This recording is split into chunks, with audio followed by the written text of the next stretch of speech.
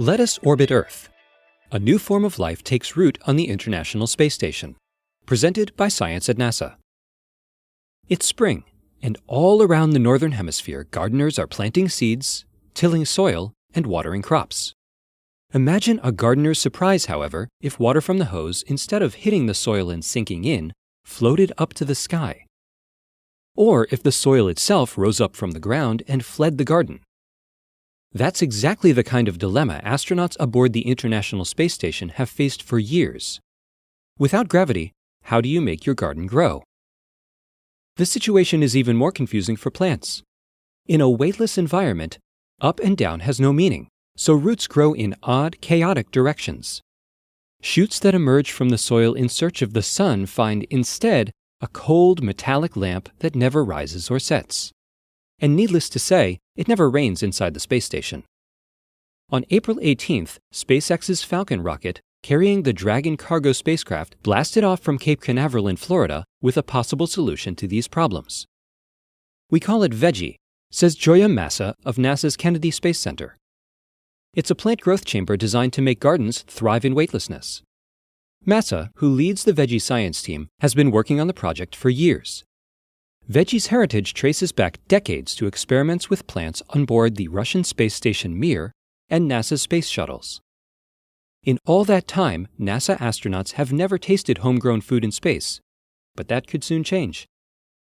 Our first crop will be a variety of lettuce called Outregeous, says Massa. It is delicious. Veggie solves the problems of weightlessness using plant pillows.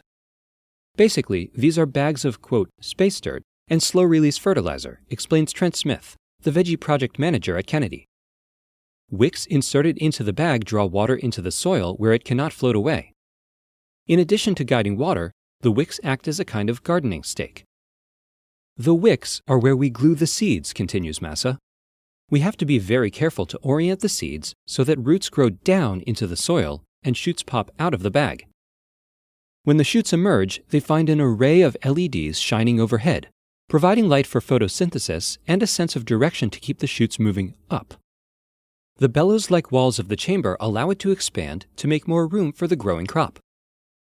Pictures of veggie often show the chamber flooded with a mixture of red and blue light.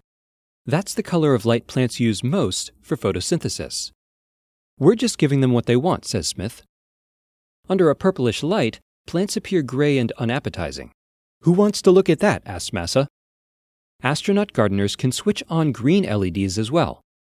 Adding that color to the red-blue mix produces white light and displays the garden to better effect. The appearance of the garden is important because, as Massa points out, gardening has psychological as well as nutritional benefits. Compared to Earth, spaceships are a relatively lifeless environment, cold, metallic, and sterile. Plants allow astronauts to form a connection to living things, she says. There could be a huge psychological benefit. Chalking up another success for commercial spaceflight, the Dragon capsule delivered veggie to the space station on Sunday, April 20th. Massa says the first crop of Outregeous should be ready for harvesting in late May, but astronauts won't be allowed to taste test. First, we have to bring the lettuce home for analysis, she explains. Is it safe to eat? Are there any bacteria growing on the leaves? These are some of the questions we'll be looking at. If everything checks out, future crops may be eaten. Salad, anyone? For more delicious news from Earth orbit and beyond, visit science.nasa.gov.